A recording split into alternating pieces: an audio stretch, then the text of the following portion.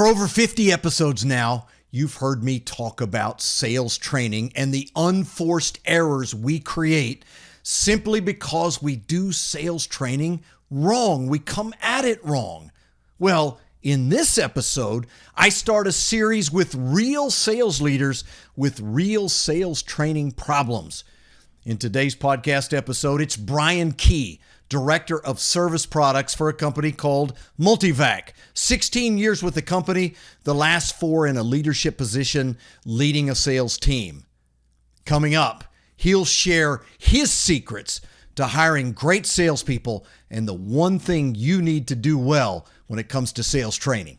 This is Sales Untraining, a very different kind of sales podcast. 3 out of 4 salespeople are failing. They're falling short of their revenue. Why doesn't sales training work? That's what this sales podcast is about. It's your weekly sales strategy guide designed to rewire your sales brain. Hello, welcome. This is Sales Untraining. I'm Kelly Riggs, and again, it is your weekly sales strategy guide designed to completely rewire your sales brain. In today's episode, I start a series of conversations with real sales leaders who have real sales training issues that they identify and we talk about in this series. And you get some input, some flavor from people who are doing what you do on a daily basis. As I said to you, Brian, before we started, instead of listening to my rants, they get a chance to talk to real people like you. He's Brian Key, and he is the Director of Aftermarket Sales for a company based in Kansas City, at least the U.S. version of that company, Multivac. Brian, great to have you on board with us. Thank you very much. Hey, Kelly, great to be with you again and great to be on the podcast. Looking forward to it. Yeah, it's fantastic. Well, listen, it's all about sales training, and that's why it's called Sales Untraining, Brian, because there's a lot of unforced errors that we actually commit in training salespeople that lead actually to predictable problems, and all the data supports that we keep getting the same results, but you know that this definition, we keep doing the same thing over and over, hoping we can solve it, but we really don't. I want to start our conversation today with the most common conversation I have on a regular basis with people like you, and that is the difficulty in finding sales talent. How difficult is it for you when you've got an open slot or when you're trying to expand? How difficult is it to find really good sales talent? I love that question, Kelly, because as you probably experience and hear from others, there are lots of folks out there looking for sales jobs. Sales can have a certain a certain impression with it, a certain prestige about it and so forth, especially in capital equipment and, after sales for capital equipment. So I see that there are a lot of people out there looking for jobs. So the candidate pool is big, but our screening certainly is a challenge. And I'll give you a couple of examples. I recently had a candidate make it to my desk who had been out of work for over a year. I decided based on his qualifications to at least have a courtesy call with him. And several times during that call, he mentioned he was just desperate for a job, which, as you know, is not a qualification. As I, think about other candidates, there are plenty of folks that seem qualified, but then don't project, in a meeting or whatever, don't really project the values or work ethic we're looking for. So it's one thing to have a track record elsewhere. Most folks on their resumes don't indicate a successful track record. They just indicate their job history, if you will. And so when you start to dig into details on that, candidates that appear qualified by education and experience, and even ones of tenure, turn out to have a values conflict with what we're looking for. And then, last I'd mention the folks in the market today, their expectations are all over the map. Look, I want to make $1 million a year, but I don't want to do much more than about 40 hours a week. I work Monday through Friday, and, we're even in today's market, I believe we still have the right to be picky. So I want people with drive. I want people that are aligned with our values here, including leadership values, and all of that. So it certainly is, can be a challenge to find the right talent. Yeah, no doubt about that. And I think the challenge for a lot of sales leaders, Brian, that I talk to, and I want to ask you if you have the same experiences, many times it seems like the best sales job that candidate does is actually in the interview. I mean, they're fantastic in the interview. They got all the right answers and they present well and they're articulate, and then they get out in the field and you wonder what really happened. Is that something you experience as well? Yeah, of course. I mean, a big red flag for me is folks that have an otherwise excellent interview, and we allocate at least 25% of our interview time to affording the candidates opportunity to ask questions. If you're already in a sales role, that's your chance to be consultative. That's your chance to go deep dive and explore the pain points of the customer and how you fit into that picture of making their life better or more effective. And yet it's surprising the number of candidates that don't have any questions, or their questions are really poor questions to ask during an interview. I don't want to talk about, pay and benefits and things before we're convinced that you're aligned with our values and that you actually know the art and science of selling. Yeah, boy, that's a great point.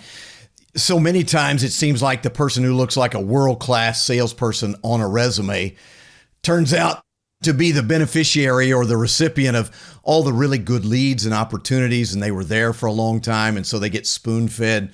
In your industry, you need people who will go out and develop business, right? And so many times, if you're not handing them leads, they struggle. Is prospecting a lost art, Brian? Is developing new business a lost art, do you think?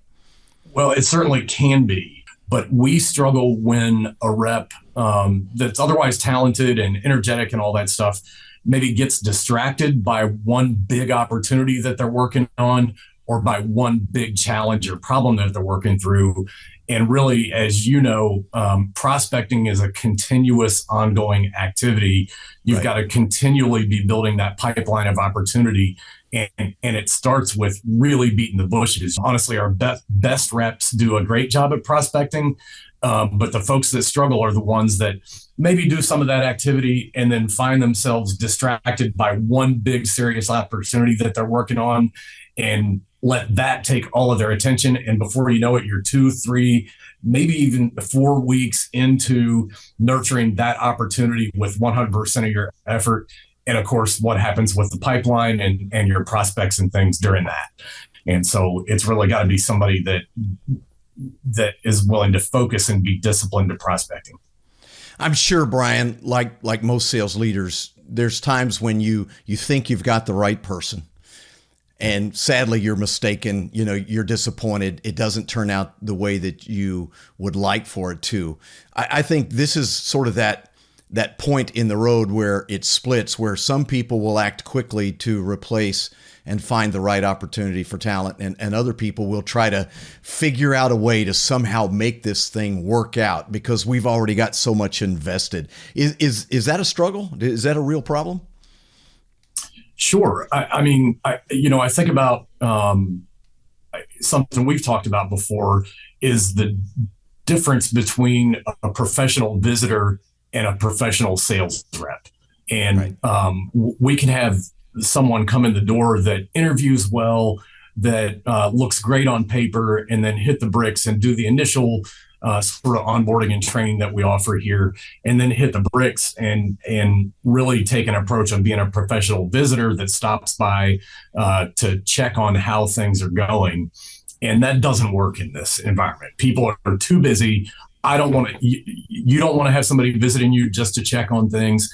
I don't want that. I really don't entertain that type of thing. There needs to be a focused objective. There needs to be a focused plan for that meeting and somewhat a promised result of that meeting. And so that goes into the you go from good prospecting to sussing those out into good preparation and then into good presentation. And none of those are really none of those really fall under what would be just a professional visitor. Right. It's actually selling skills. As it turns out, this is a profession. So let's turn our attention a little bit to the sales training process. You've hired and trained and developed a lot of salespeople in your career.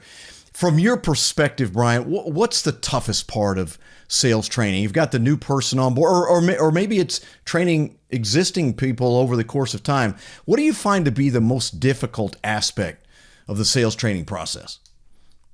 Timing one facet of it would be timing the training properly. So I want to differentiate between sales training and product training here, because good for you. In my role, in my role over technical products in the after sales realm of capital equipment, there is some product training that's necessary so that you've got a working language to understand customers and have them understand you with. And at the same time, product training, unless you're talking about product training for something that just flies off the shelf, a lot of product training, and we have a broad portfolio here at Multivac, a lot of product training is very perishable. And what you need to lean on is sort of knowing the who and how and when to involve folks in product specifics. That's probably preparation for a specific customer meeting. So certainly timing product training is necessary, because some product training is of course necessary.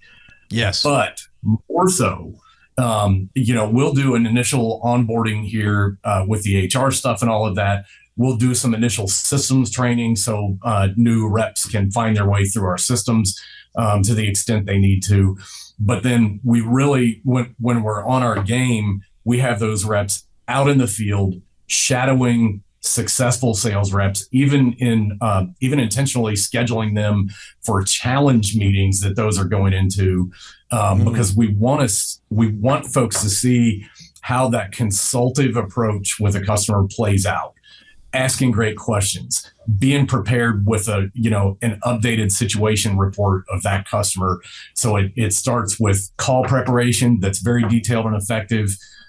We might send a new rep out for a day of call prep with a senior rep, and then they go to visit those customers.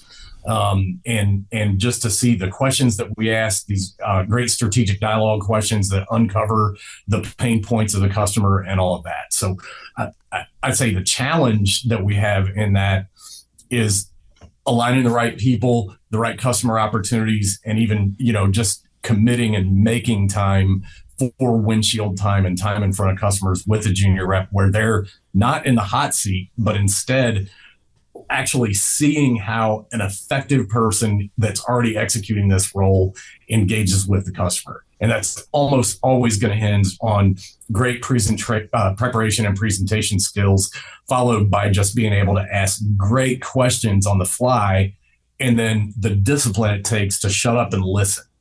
Right. There's so many moving parts, Brian, to training and developing professional salespeople who can effectively act as your expert liaison to the customer, can lead them to the right conclusions about your product lines and applications and all those things. So many sales leaders say, Kelly, I get it. I do. I need to do a better job of sales training. I need to be much more detailed, as you obviously are in your approach.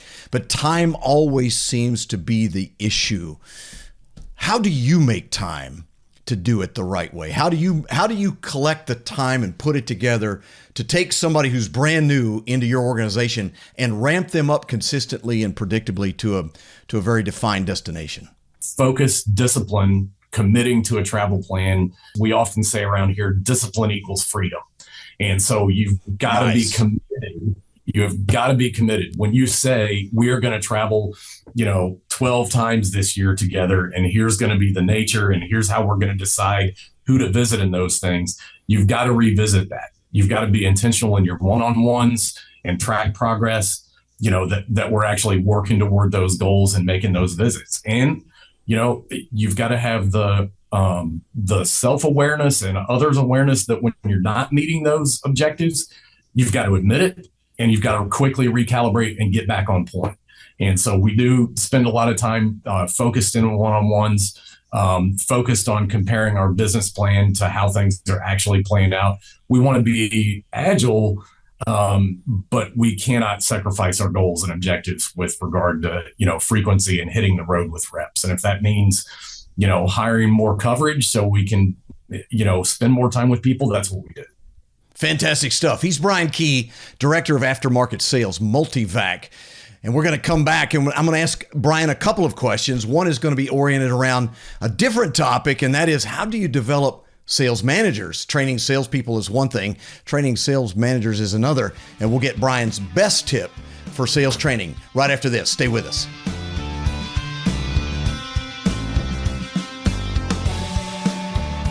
I'm Kelly Riggs, host of the Sales Untraining podcast. A couple of quick questions for you.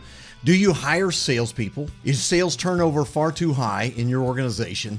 Do you struggle to find A players for your sales team? Well, these are very common questions, and there is a better way to hire. I'm a partner with Objective Management Group, OMG, and they have been assessing sales candidates for over 30 years. In fact, they've assessed over 2.5 million salespeople. Now, this is a very different type of assessment. First thing out of your mind is it another behavioral assessment? Is it a psychometric tool? Is it a personality quiz? No, nothing like that.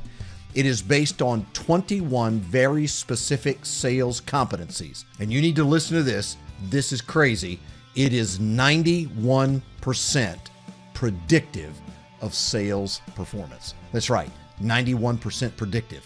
You can't even make a claim like that without the science behind it. Listen, if you struggle to find the right people, or if you just need a lot more help in the hiring process and making sure you're getting in front of the right people to hire, please email me, kelly@bizlockerroom.com. Oh, by the way, and you can absolutely try it for free, and it has a guarantee. kelly@bizlockerroom.com. Back to the show.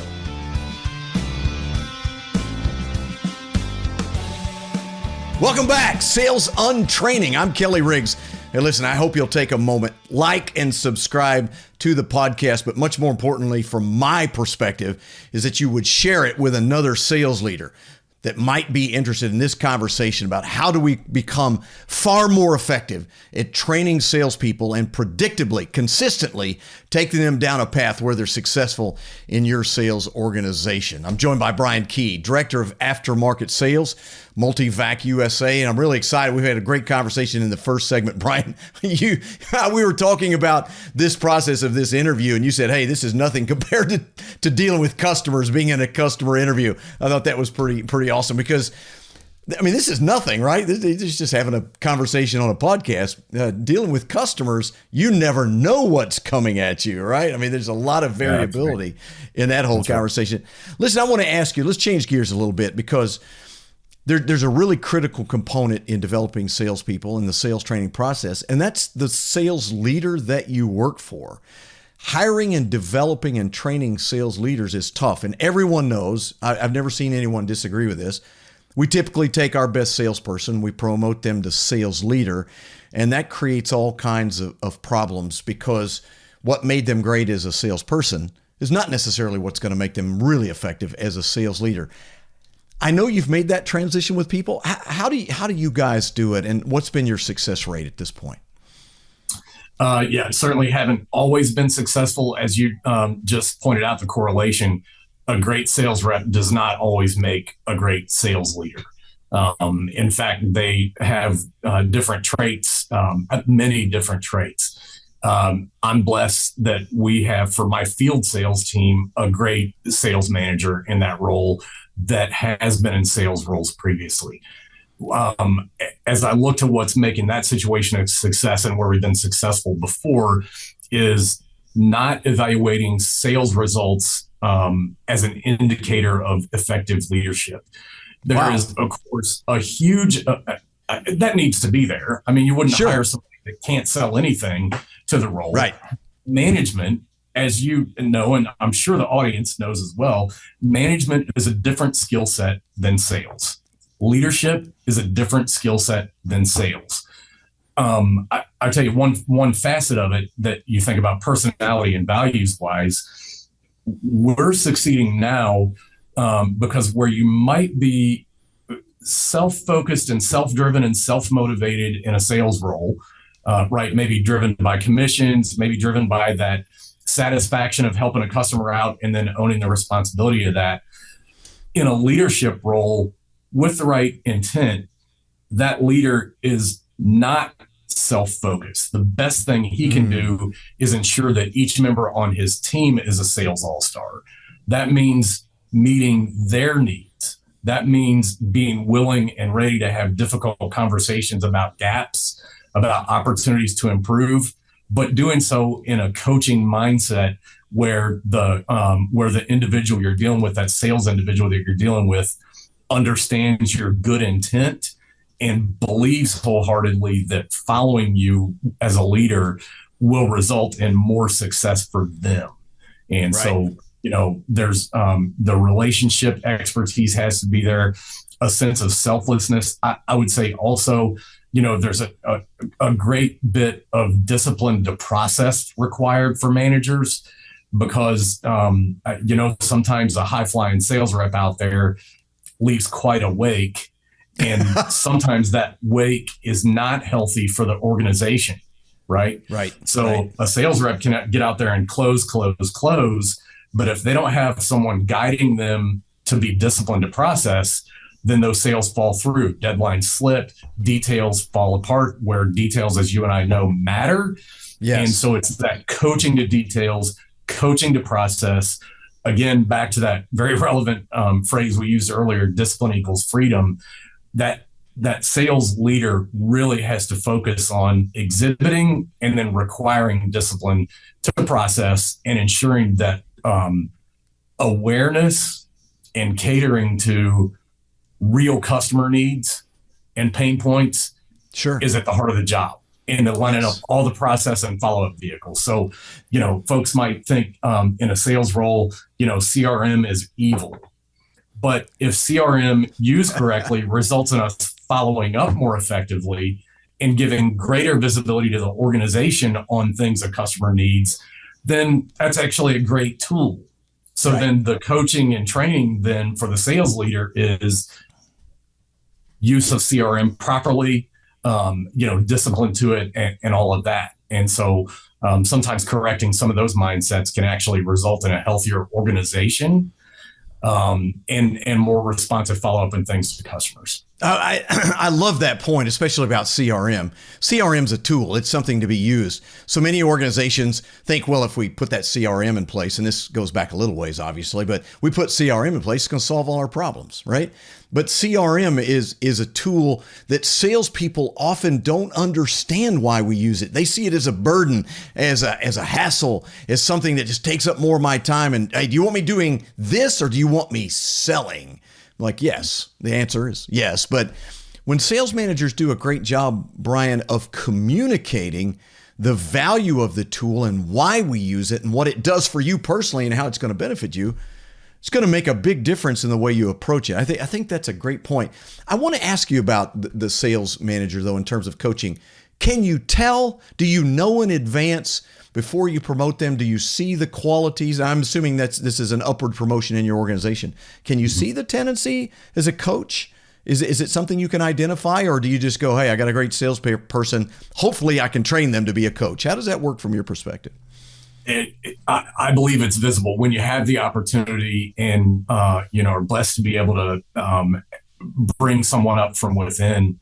In our case, I've watched the individual that's in the sales manager role now, his ability to engage in multiple departmental discussions on tough topics about a tough customer and bring people together and ultimately become, this is a young gentleman here, but to become that individual that is sought after by his customers, that's sought after by the internal audience in multiple departments here, that's a big indicator, right? Sure. The wrong individual is probably evaded by others, but when you see, a young person that is magnetic to people across departments, where people are actually looking for the opportunity to collaborate for him, and even have people say, "Man, I'd love to have that guy as my boss."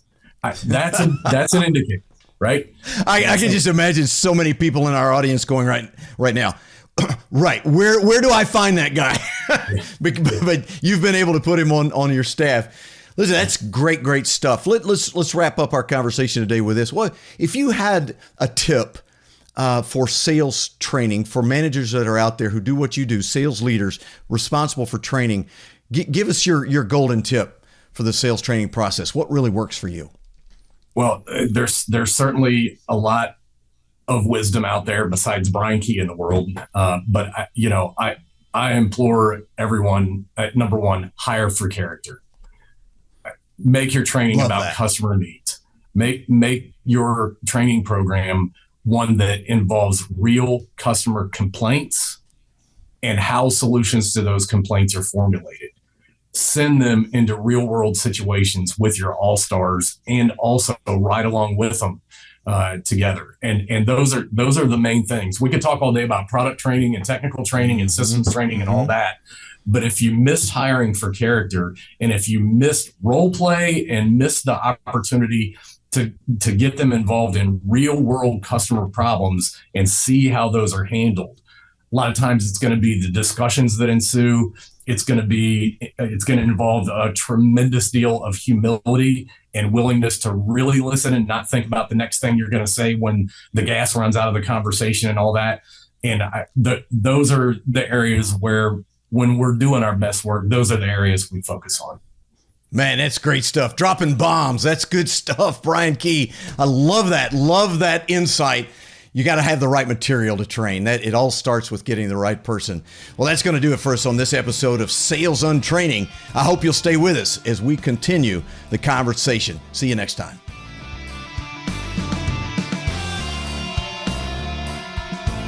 Sales Untraining is a production of Business Locker Room and Pod About It Productions. Music and editing by Doug Branson. To get more Kelly, visit bizlockerroom.com.